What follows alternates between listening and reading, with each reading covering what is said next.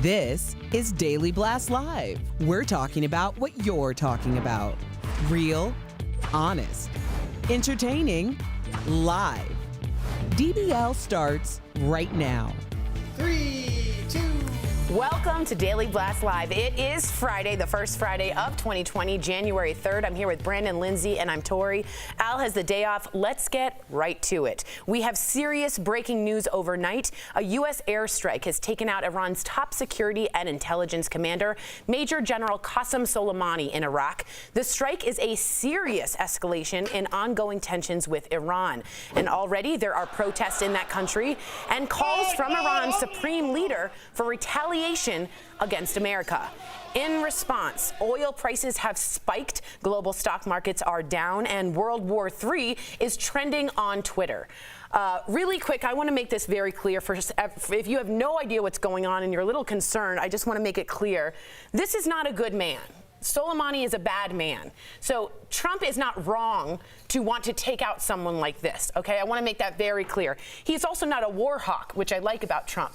But doing this without any kind of congressional negotiations or even a plan puts us in a terrible way to have some kind of a Middle Eastern vacuum, which can lead to a much stricter and more harsher regime in the meantime. That's what I'm worried about. How do you feel about it, Linz? I mean, Soleimani is not, like you said, not innocent. Most recently in December, he killed an American contractor over there. And so I think that Trump is just reacting and doing his presidential duties. This is the second time we're seeing him take down somebody who's been doing negative stuff to our country. What about he killed hundreds of American soldiers during the Iraq War. He provided bomb-making materials to our enemies. And so if you think this person is missing and we're supposed to be sad about it, no, I think that a lot of people are congratulating the president because they're happy that this man is out of office. Out of power. We had plenty of time to go over there and do this. And I think now that it's done, it's one step forward. It's not taking us any more into conflict with the Middle East than we already were.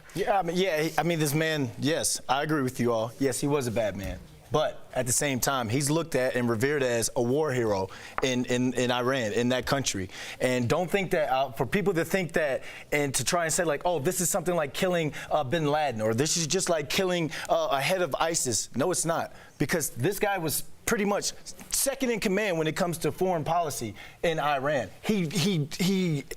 He talked straight or reported directly to the supreme leader over there. It's like killing so there are going to be repercussions. So everyone who's like, oh, this is cool, President Trump showing this. It's not cool. He's essentially, Brandon, he's a mastermind of terror in the Middle East also. I understand that. So when everyone's online talking about, oh, this is cool, this is some cool thing, we're going to go to war. Remember, unless you have a family member that's going over to war to fight for this country, or you yourself is not going out there, then I think people need to sit back a little bit and let people do what they have to do. Let people do what they have to do. Well, let's take a look at what Trump said himself. This is 2011 and what he thought Obama was going to do with Iran. Take a look. Our president will start a war with Iran because he has absolutely no ability to negotiate. He's weak and he's ineffective. So the only way he figures that he's going to get reelected, and as sure as you're sitting there, is to start a war with Iran.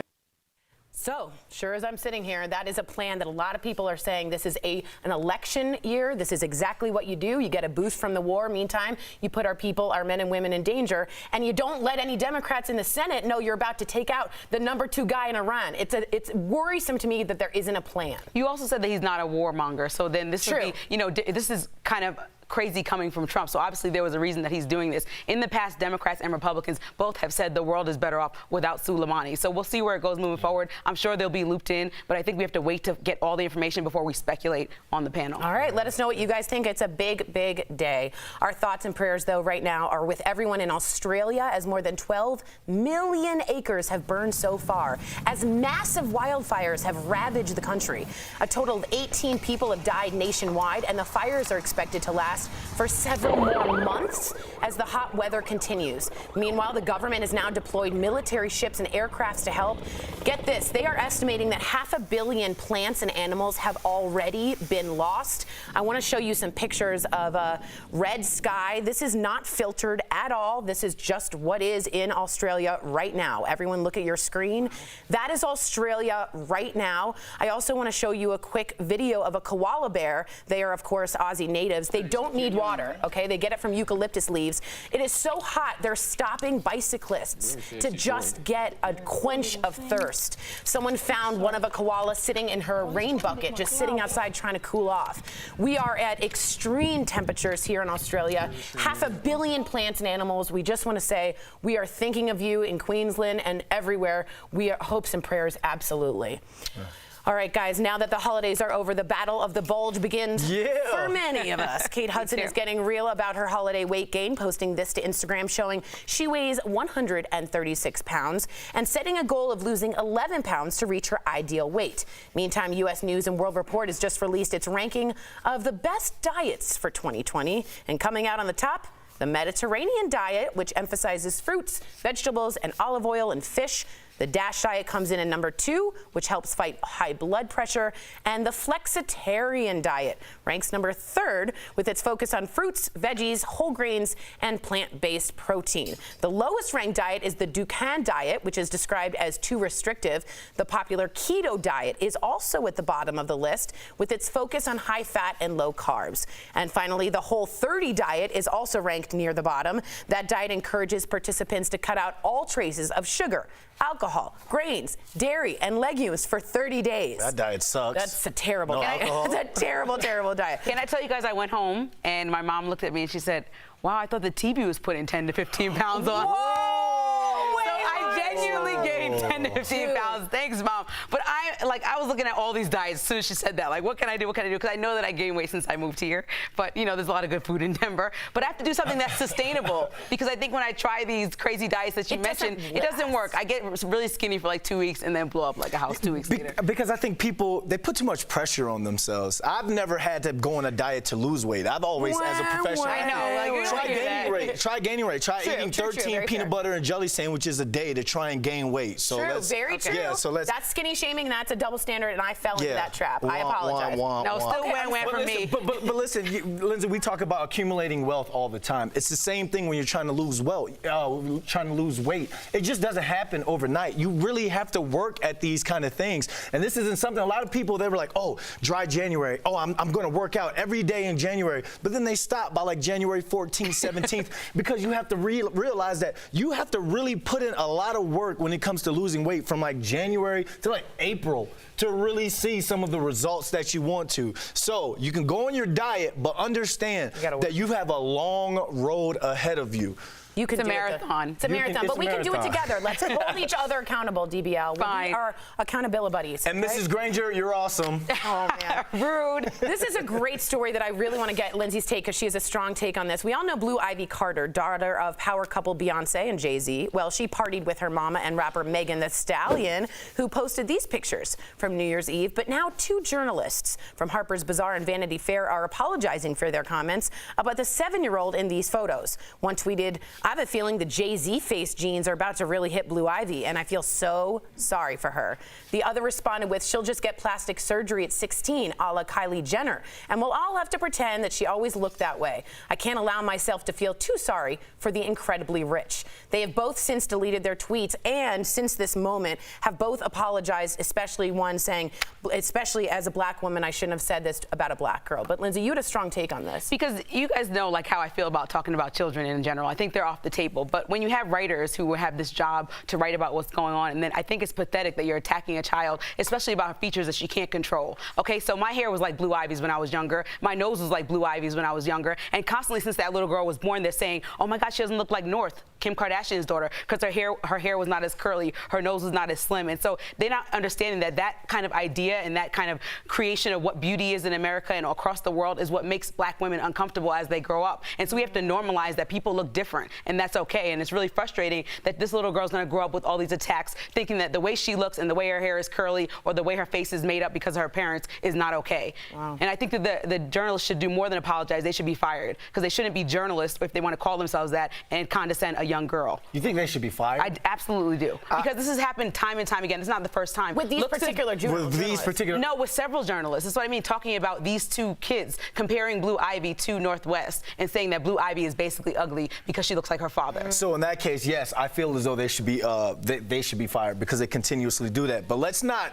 Come on now, everybody in here has gotten a picture message from their friends or family of their new baby and looked at it like, damn, that's an ugly baby. You just didn't tweet it. So let's be real when it comes to that. But what you're saying, I get that. I think that their statements, especially coming from a black woman, is deep-rooted in some kind of issues in the black community, first of all, for her. And for a white man to say that, that's deep-rooted in some slavery issues and the fact that we were segregated based off our looks. So I think there's some bigger problems here. So yes, that part of it, I definitely agree with you. There's just a much more dangerous context to what they did. I think you're absolutely right, Lindsay. Well, it is 2020, and Artie, the PC police are out in full force, but do men really need to ask permission to flirt? Well, you may be surprised to learn that Rose McGowan, who is a big proponent in the Me Too era, thinks that it's stupid for men to ask. She says if you're not grabbing people against their will, you should be okay, which has us asking, do men need permission to flirt? Go to dblvote.com to weigh in. I just don't get how you do that.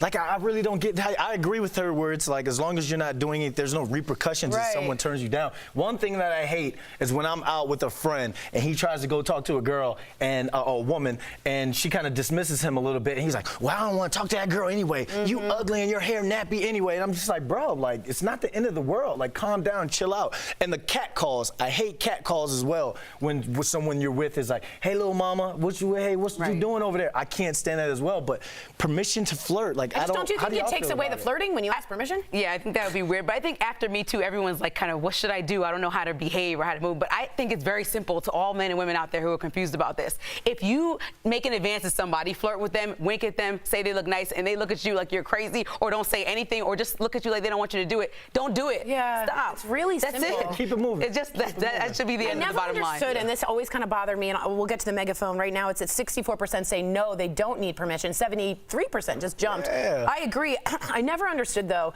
how the Me Too movement suddenly became how it's scary for men out there. Exactly. It's so annoying because the Me Too movement transformed. It's not that hard to understand. Women of decades who have gone through this to men being like, it's hard out there to be a man these days. Well, it was really hard for us for the past 5 decades. I'm not going to say that's a whole other thing, right? Let's not go scary. You're just more aware. You should be. You're more aware. Good. You should be. But not scary. Good. I still flirt. All right. Well, yeah. No, you don't. You just announced your commitment yesterday. But just a long time ago, I still flirted. All right. Get me out of this story. All right, DBL's live, and coming up, a little superhero is running for a cause. We'll show you why he's not slowing down later in Heart Threads. And you, the viewer, are our 5th host. U-Haul has a New Year's resolution to cut down on hiring people who use nicotine. Your comments on the controversy coming up next.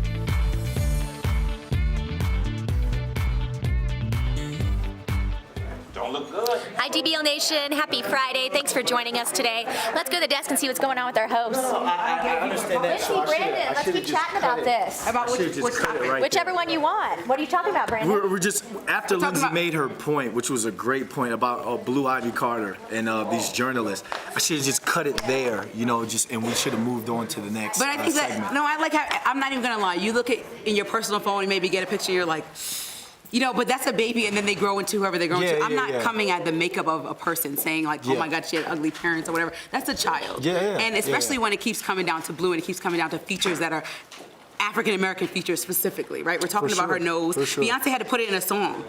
She said whatever, nappy, nostrils, whatever. I can't remember the song. But she was literally normalizing and saying, y'all not going to bring down my child. So in her whole Lemonade album. The fact that she has to do that is ridiculous. So what do you think should happen now? I mean, because me, if you're running your mouth on Twitter or on social media, I feel as though you should have that day where you're face-to-face with the Jay-Z, you're face-to-face with Beyonce. And if you don't say it there, then why are you putting it on social media? But I think Jeff always talks about this. People go online and just have, they have a protection, right? You're behind this fake person or whatever your avatar is. Like nobody knows who's really there, so people just feel free to say anything. I think even on a small scale, I might have to delete a comment or two or a message. But I think Jeff, with tons of more followers than I do, you know, he constantly is like, that's annoying, that's rude. Yeah. And it's really frustrating that we've come into this, like, Twitter has become a place, or Instagram or wherever, to just bully people and say stuff that you would never say to somebody's face. Especially, but it's just like, fine, people have been bullies their whole lives, we're adults, but you're a child. Why are you bullying a child? Children are. And I said the same thing when Trump did that to Greta Thunberg. And you can have thoughts in your head, like you said, but once you put it out there on social media, and you're basically talking about someone's, like you said, child. It's unreal where we are right now. The whole reason why, and not to make this stupid, but the whole reason why Nicki Minaj and Cardi B almost got in that fist fight as adults is because Nicki Minaj liked a comment that was negative about Cardi B's child. But it wasn't the exact. It was the thread. Like yeah, it was she a just thread that was and even though that's very small, it shows you how yeah. sensitive people are about their kids. So I get it. They say that.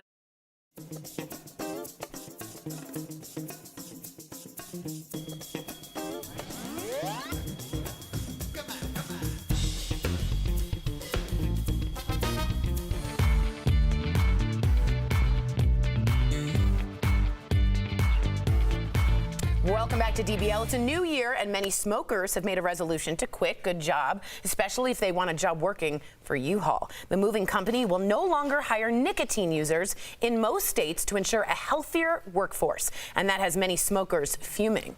I got it. However, the new policy won't apply to those hired before next month. So we got to ask our DBL Nation, should it be legal to not hire nicotine users? Okay, Steven from Facebook says, U-Haul wants to cut the cost of their employee insurance policies. They can get a better group rate if they ban nicotine use. As usual, it's all about the money.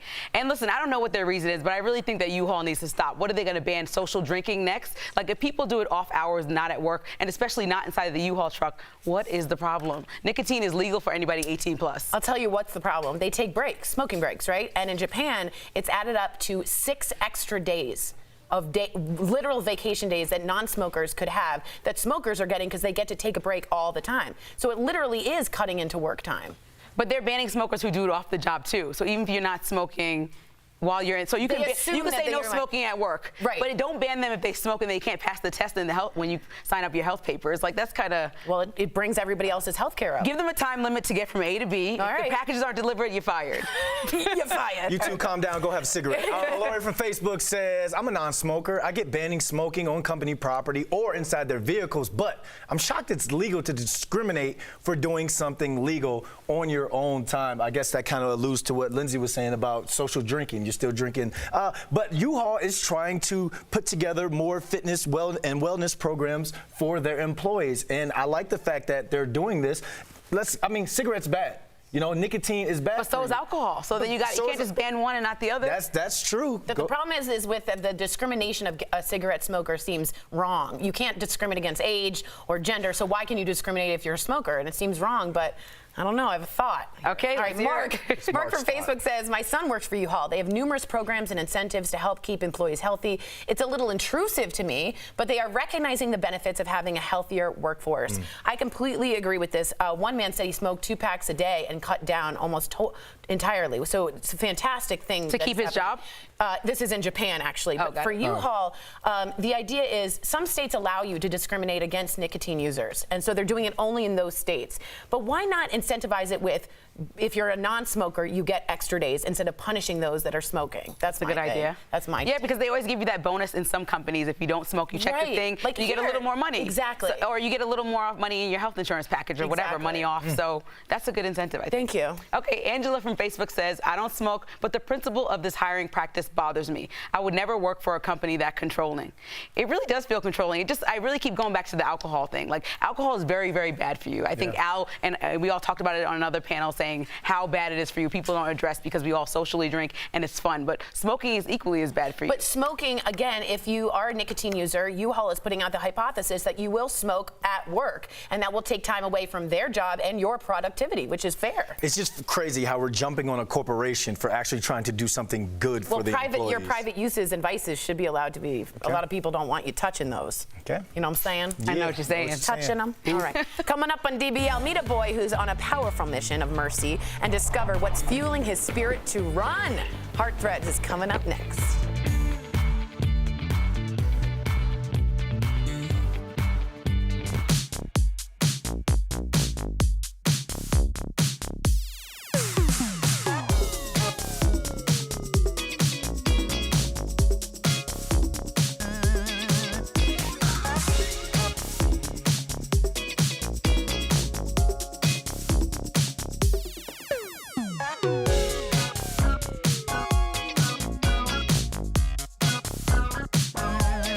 Unfortunately said, great smile, Brandon.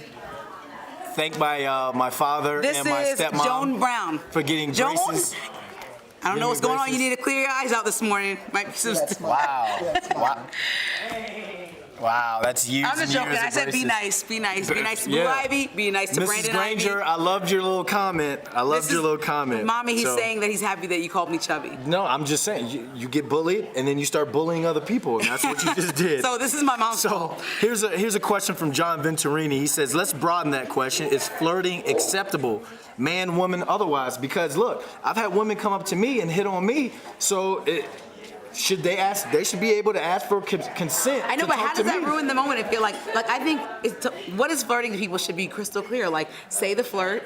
You don't need to put your hands on anybody. Don't need to put You your hands on it. And that's just, if somebody responds like, ugh, leave them alone. Leave them alone. Exactly. Pretty I say much. that to my Yeah, friends that's what I as mean. well. Leave them alone. That's a sign. It's going to be a no for you, dog. But there are some men out there who I hate my friends that do this, who are like, oh, get mad. I've seen it. Like It rejection. really, in college, somebody threw a Pepsi bottle at my friend who said no.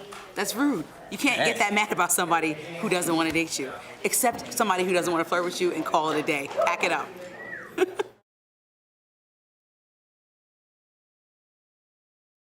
800-674-3337. 800-674-3337. Call Help Markets now. Welcome back to DBL. Now today's Heart Threads is all about a boy with a big heart. Watch how he's running toward a major milestone to help other kids who are less fortunate. This 9-year-old ran 100 miles to help kids with cancer. Mateo Lambert wanted to run 100 kilometers to raise $5,000 for kids with cancer. Wearing his cape, he ran in 5Ks and 10Ks, eventually increasing his goal. Running really wasn't that hard, and it's nothing compared to what kids with cancer experience. Mateo has now run more than 120 miles and raised more than $60,000. He has gained a large following and started his own organization. The Off the Charts Club aims to get kids with cancer off the medical charts. I want kids with cancer to feel good and not alone, and know that I have their back. There is no age or size requirements to make a difference.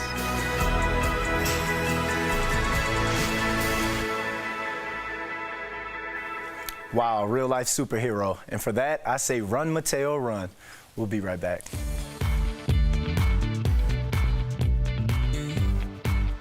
Promotional consideration is brought to you by...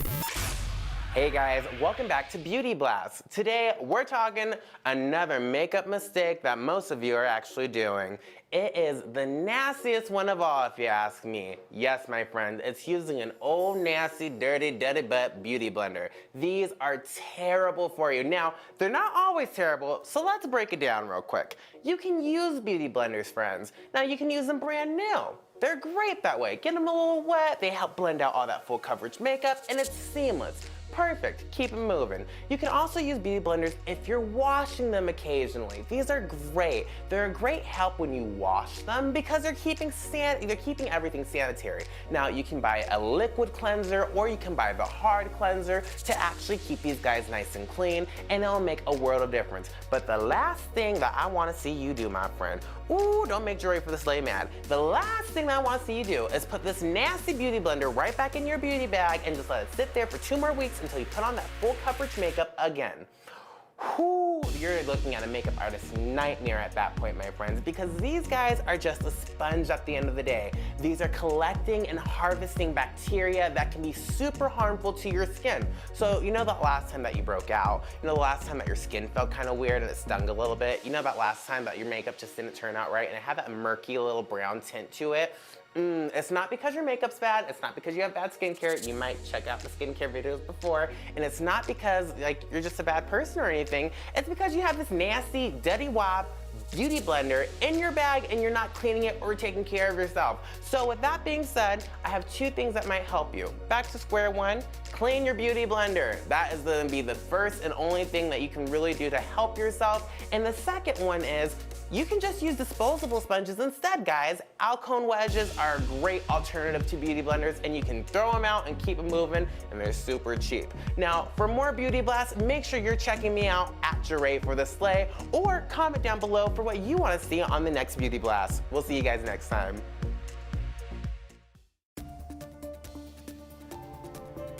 Christmas is over, and you know what that means? Cleanup time. Pack up those lights and decorations. But what about the Christmas tree? When do you take that down? Let's connect the dots. Tradition has it Christmas decorations, including the tree, stay up until the 12th night. That's 12 nights after Christmas. This year, it falls on Sunday, January 5th. Others believe you count the 12 days of Christmas starting the day after Christmas, making Monday, January 6th, the 12th night. Whichever 12th night you choose, if you take your tree down before then, some say it's bad luck. This stems from ancient times when people believed tree spirits lived in the holly and the ivy. They'd come out if they were let go before Christmas ended. And if you forget to take your tree down on the 12th night, one superstition says that's bad luck too. Some say you have to keep the tree up until Candlemas Day, which is February 2nd, or leave it up until the 12th night next year. At the end of the day, there is no real right answer as to when you need to pack up your Christmas tree, and that's connecting the dots.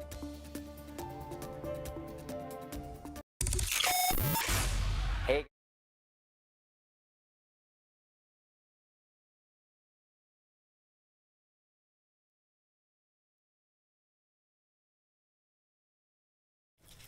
Welcome back to DBL. We're ending the week on a positive note by honoring our DBL Superstar of the Week. Meet Kevin Esch, who helped LaTanya Young get one step closer to achieving her dream. So it all started more than a year ago when Kevin called for an Uber. He was picked up by LaTanya. Well, the two got to talking, and LaTanya told Kevin she was a single mom who had to drop out of Georgia State because of a balance she couldn't afford to pay off. Well, that day, Kevin left LaTanya a $150 tip, but that's not all. He called the school to pay her $700 debt. LaTanya was able to register for classes, earning her associates in criminal justice, and Kevin was there to see her graduate. She's now continuing to get her law degree. Yeah, people don't understand how hard school is to afford if you're paying for it by yourself, like a lot of people in the country are. And so I think that's such a big deal that he helped her reach that goal. And it's always these random ones that is so exciting. Like, you don't know what angel that LaTanya had that man in her car that day. But it's always these like prohibitive debts, the $700 that you could almost get and then do fine, but you can never get above your head above water enough to get there. Right. I feel terrible now. You got to do something. I'm a terrible Uber rider now. And you guys don't know, Brandon doesn't tip his Uber drivers. Brandon, you could change your life. I'm gonna do something today. I'm gonna do something today. New year, new Brandon. New year, new B London, baby. New B London. All right, let us know. We're all waiting. All right, we'll see you Monday, same time, same place. We're waiting still. Be good to each other. You never know what uphill battle everyone else is facing. Bye, guys.